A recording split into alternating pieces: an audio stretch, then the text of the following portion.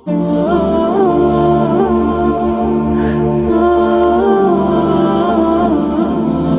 हज़रत ने किताब लिखी अल-अम्न वल उला, उसमें आप फरमाते हैं जो हुजूर की पनाह में आ जाता है ना वो बच जाता है।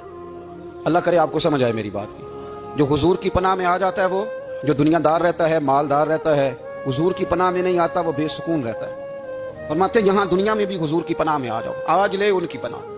और आज दलील आपने इब्न माजा की हदीस लिखी है, हजरत तमीम दारी हदीस के रावी हैं, आला हजरत ने लिखी है। फरमाते हैं जो हुजूर की पनाह में आया बच गया। दलील देते हैं, फरमाया इंसान तो इंसान, जानवर भी आते थे तो बच जाते थे। हजरत तमीम दारी रज़ी अल्लाह तआला अन्हु फरमाते हैं कि हम खड़े थे, एक ऊंट दौड़ता हुआ आया, नबी करीम सल्लल्लाहु अलैहि वसल्लम के पहले उसने कदमों पे सजदे किए।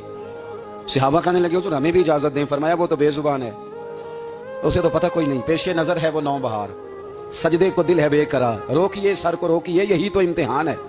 फरमाया उसे क्या पता, तुम तो मुकल्लफ हो शरीयत के, तुम्हें इजाजत नहीं है। और आला हजरत ने दो टोक लिखा है, फरमाया सिवाय खुदा के किसी को ताजीमी सजदा भी हराम है। ये नोट कर ले मेरी बात। और आला हजरत ने फतावा रज़विया में लिखा है किसी कब्र पे जाओ तो 4 हाथ दूर खड़े रहो। अल्लाह करे आपको समझ आए। कितने हाथ?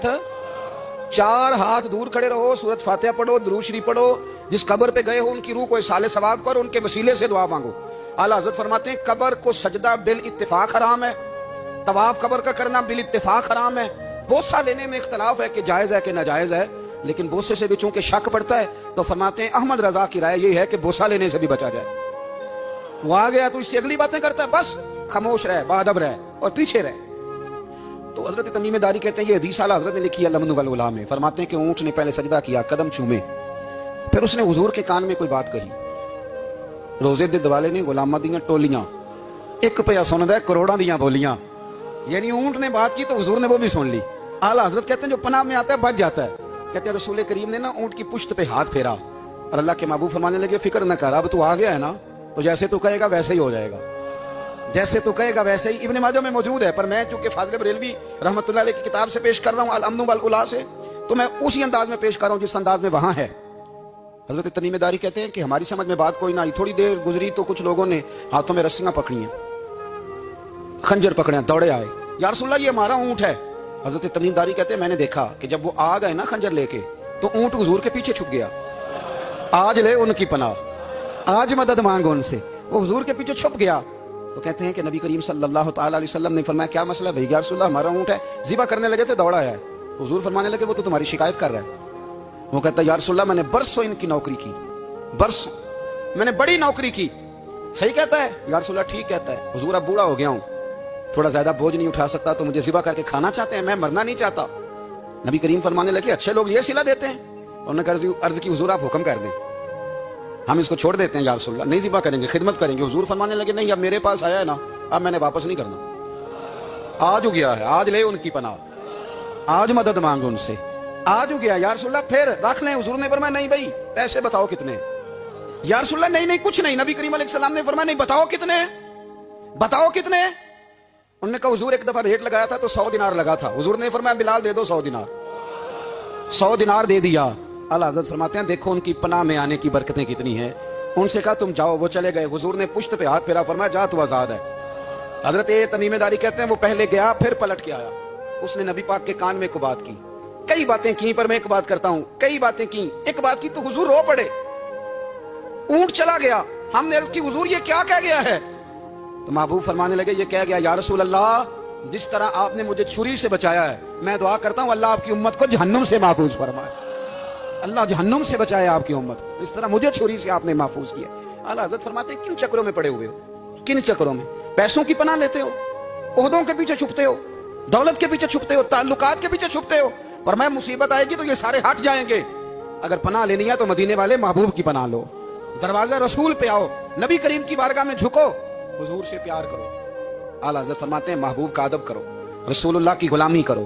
फरमाते हैं फिर के गली गली तबाह, ठोकरें सबकी खाएं क्यों, दिल को जो अक्ल दे खुदा तो तेरी गली से जाए क्यों। और फरमाने लगे जान है इश्क मुस्तफ़ा, रोज फुजूं करे खुदा, जिसको हो दर्द का मजा वो नाजे दवा उठाए क्यों, जिसको हो दर्द का मजा वो नाजे दवा उठाए क्यों। उन्होंने महबूब करीम की मोहब्बत का पैगाम दिया, सहाबा की मोहब्बत का, बोलिए, सहाबा की मोहब्बत का पूरी किताब लिखी हजरत सिद्दीक अकबर जनाब उमर के फजाइल पर। اور مزے کی بات یہ ہے کہ اعلیٰ حضرت نے نا اردو شاعروں میں سے کسی کو توفیق نہیں ہوئی حضور کو شہنشاہ کہنے کی. اعلیٰ حضرت نے کہا میرے نبی شہنشاہ ہیں. دلیل کیا دی؟ فرمانے لگے پڑھو ترمذی. حضور نے فرمایا میرے 2 وزیر زمینوں میں ہیں 2 آسمانوں میں. زمین کے 2 وزیروں کے نام ابو بکر اور عمر ہیں. آسمان کے 2 وزیر ہیں جبریل اور میکائیل. اعلیٰ حضرت کہنے لگے حضور وزیر تو کسی شہنشاہ کے ہی ہوتے ہیں, پھر کہہ لو نا شہنشاہ. تو پھر فرمانے لگے حاجیو آؤ شہنشاہ کا روضہ دیکھو.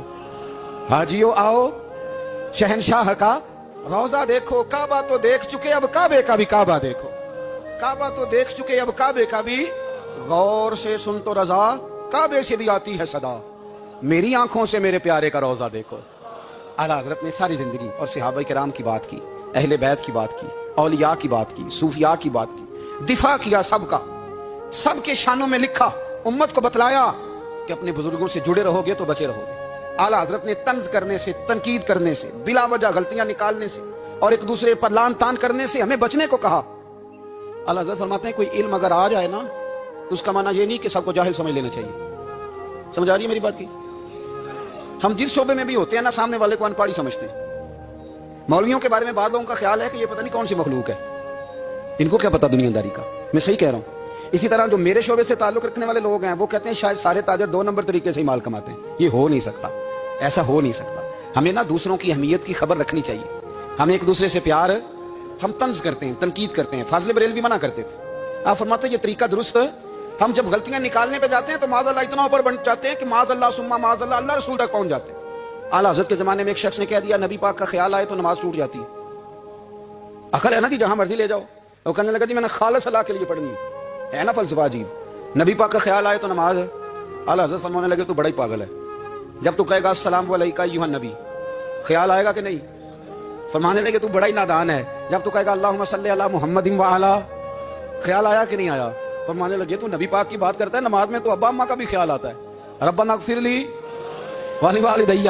فرمانے لگے ربے کے خیال سے نہیں ٹوٹتی تو مدینے والے کے خیال سے کیسے ٹوٹ گئی؟ فرمانے لگے بڑا ہی بیوقوف ہے تو. اعلیٰ حضرت فرمانے لگے تو کہتا ہے حضور کا خیال آئے تو ٹوٹ جاتی ہے. فرمانے لگے جب تک حضور کا خیال آئے نا نماز ہوتی نہیں. جب تک حضور کا خیال نہ آئے نماز ہوتی نہیں, سوال ہی نہیں پیدا ہوتا. لوگوں نے کہا جناب وہ کس طرح؟ تو اعلیٰ حضرت فرمانے لگے اللہ نے کہا قرآن میں واقعی الصلاۃ, نماز پڑھو. یہ نہیں بتایا کتنی پڑھنی ہے, اور یہ بھی نہیں بتایا فجر کی کتنی پڑھنی ہے, یہ بھی نہیں بتایا ظہر کی, یہ بھی نہیں بتایا قیام کیسے کرنا ہے, ہمیں یہ بھی نہیں بتایا رکوع کیسے کرنا ہے.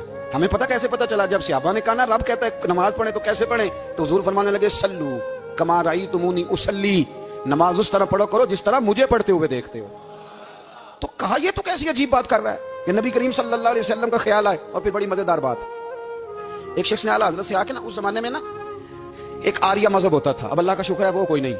اب ویسے جو بڑے نئے نئے مذہب نکل آئے ہیں, جو آدمی جتنا پڑھ جاتا ہے معاذ اللہ وہ ایک نئی بات ہی شروع کر دیتا ہے, اور جو انوکھی بات کرے اس کے پیچھے رش بھی زیادہ ہو جاتا ہے. سٹائل ذرا ہٹ کے ہو نا جی تو ذرا ماحول جلدی بن جاتا ہے. تو وہ آریہ مذہب تھا, تو وہ ایک آریہ آ گیا اعلیٰ حضرت کے پاس, آ کے کہنے لگا کہ فرض کی اہمیت زیادہ ہے کہ سنت کی؟ تو اعلیٰ حضرت فرمانے لگے بھائی اہمیت تو فرض کی زیادہ ہے. تو کہنے لگے آپ کا وضو تو پھر سنت سے شروع ہوتا ہے. وضو میں پہلا فرض ہے منہ دھونا, اور آپ سب سے پہلے ہاتھ دھوتے ہیں, یہ بھی سنت. ناک میں پانی ڈالنا یہ بھی, کلی کرنا یہ بھی. میری بات کی سمجھ آ رہی؟ اس نے کہا یہ آپ عجیب لوگ ہیں, فرض اگر بڑا ہے تو پہلے فرض ہونا چاہیے تھا. سمجھ آ رہی ہے میری بات کی؟ لوگ دین پر بڑے بڑے مختلف اعتراضات کرتے ہیں نا. اس نے کہا جی پہلے ہونا چاہیے تھا فرض. تو منہ دھونا فرض ہے, آپ نے گھٹنوں تک ہاتھ دھوئے, اب یہ جو آپ نے ہاتھ دھوئے یہ بھی سنت, کلی کری تو وہ بھی سنت, ناک میں پانی ڈالا تو وہ بھی سنت, تو آپ تو چوتھے نمبر پہ فرض ادا کر رہے ہیں. تو اعلیٰ حضرت فرمانے لگے تم اصل میں محبوب کا غلام نہیں نا. ہاں تجھے کیا پتا ہو یہ بات کیا ہے, تو بیٹھ جا ہم سے سن, ہم تجھے بتاتے ہیں. اس نے کہا جی کیا مطلب؟ فرمانے لگے یہ محبوب جو ہے نا ہمارے, یہ ہمیں بڑی جگہوں سے بچاتے ہیں, یہ بچا بچا کے فرائض تک لے جاتے ہیں. کیا کیا مطلب؟ کہنے لگے حضور نے ہمیں کہا ہے کہ پہلے نا ہاتھ دھو لو, پتہ چل جائے پانی زیادہ گرم تو نہیں, منہ جالی نہ جائے, پہلے نا دیکھ لو. فرمایا پھر ناک میں ڈال کے پتہ کرا لو کہ اس میں سے بدبو تو نہیں آتی, سنت بھی ادا ہو گئی, پتہ بھی چل گیا بو تو نہیں آ رہی. اور فرمایا پھر منہ میں ڈال کے چکھ لو کہ بد ذائقہ تو نہیں. اب یہ 3 سنتیں ادا کر کے تم فرض ادا کرو گے تو اللہ بھی راضی ہوگا, اللہ کے رسول بھی راضی ہوں گے.